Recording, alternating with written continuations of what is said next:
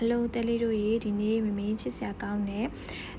ဘောပင်အိတ်လေးတွေပြီးတော့မီနီဝေါ်လက်လေးတွေကိုပြပေးပါမယ်ရှင်ဒီမှာဆိုလို့ရှိရင်မင်းတို့ចောင်းတက်တဲ့ရာသီလည်းရောက်ပြီဆိုတော့ခဲတံဘောပင်ထဲတဲ့အိတ်ကလေးတွေမိထားတဲ့ customer လေးတွေအတွက်ပါပြီးတော့ပြန်ရောက်ချင်တဲ့ customer လေးတွေအတွက်ပေါ့နော်ပြီးတော့ချစ်စရာကောင်းတဲ့item လေးတွေချစ်စရာကောင်းတဲ့ပစ္စည်းလေးတွေကိုရွေးချယ်ပြီးတော့ရောင်းချခြင်းနဲ့ဆိုတဲ့ customer လေးတွေအတွက်မင်းလူမျိုးချစ်စရာကောင်းတဲ့ဘောပင်လေးတွေခဲတံလေးတွေပြောလို့ဘူးစုကျူလေးပေါ့နော်ဒါလေးတွေကိုပြန်ရောက်နေတဲ့ customer လေးတွေအတွက်မင်းဘန်ကောက်ထားတာရောင်းချပေးပါတယ်ရှင်ဒါလေးတွေကဘန်ကောက်ကနေပြီးတော့မင်းကိုယ်တိုင်ရွေးချယ်ပြီးတော့ရောင်းချပေးတာဖြစ်တဲ့အတွက်ကြောင့်ကြာချိန်လေးကတော့စောင့်ပေးရပါမယ်ရှင်ကြာချိန်လေးစောင့်ပေးရမယ်ငွေလေးတူလွှဲပေးရမယ်မင်းကတော့ customer စိတ်ကြိုက်ပေါ့နော်